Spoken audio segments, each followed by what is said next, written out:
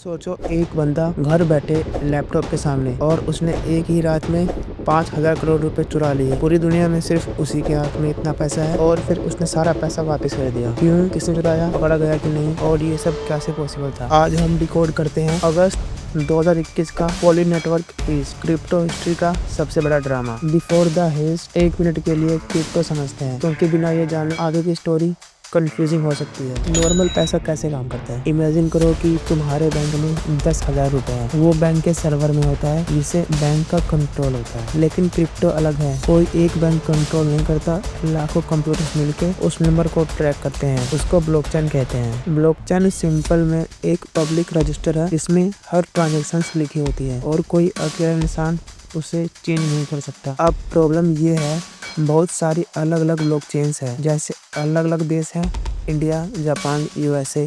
हर देश की अपनी अलग अलग करेंसी होती है। Indian rupees directly Japanese yen नहीं बन सकती, इसके लिए तुम्हें एक मनी एक्सचेंजर चाहिए। उसी तरह क्रिप्टो में भी एक एक्सचेंजर होता है, उसे ब्रिज कहते हैं। और पॉली नेटवर्क ऐसा ही एक ब्रिज था जो 11 अलग क्रिप्टो ब्लॉकचेन्स को कनेक्ट करता था। अगस्त 2021 तक पॉली नेटवर्क के अंदर 8,000 करोड़ से ज्यादा ब्लॉक था। रोज करोड़ के ट्रांजैक्शन होते थे और जब इतना पैसा एक जगह पे होता है तो वह बन जाता है एक टारगेट। बात है 10 अगस्त 2021 का।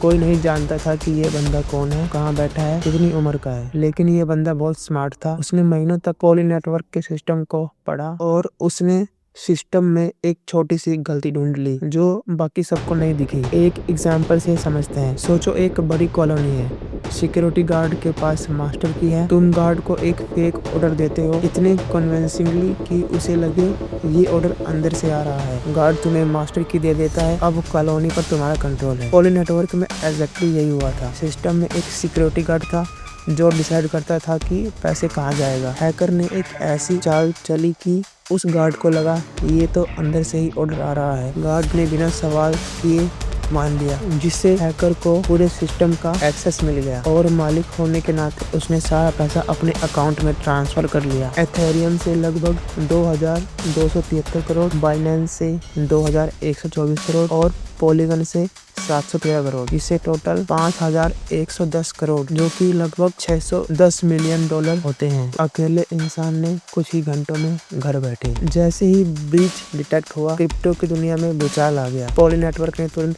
ट्विटर पर अनाउंस किया, हम हैक हो गए हैं, इन एड्रेसेस पर पैसा मत भेजो, इन्हें ब्लैकलिस्ट करो। जैसा कि हमें पता है ब्लॉकचेन एक पब्लिक रजिस्टर जैसा होता है, मतलब हैकर के पास पैसा था लेकिन पूरी दुनिया देख सकती थी कि वह पैसा कहाँ है। छुपाना ऑलमोस्ट इम्पॉसिबल था। टेदर, जो USDT क्रिप्टो करेंसी बनाती है, उसने हैकर के अकाउंट का $33.4 मिलियन सीधा फ्रीज कर दिया इंस्टेंटली। फोरेंसिक्स कंपनी ने, जो बेसिकली क्रिप्टो CBI है, हैकर्स के हर ट्रांजैक्शन को ट्रैक करना शुरू कर दिया। हैकर ने सोचा चलो ये सारा पैसा किसी और जगह सेंड या ट्रांसफर कर देता हूँ, लेकिन वो रुक गया क्योंकि उसे पता था कि सब देख रहे हैं। वो फंसा हुआ था। 5,000 करोड़ हाथ में है लेकिन खर्चा करना इम्पॉसिबल था। यहाँ से स्टोरी ट्रूली अनबिलीवेबल हो जाती है।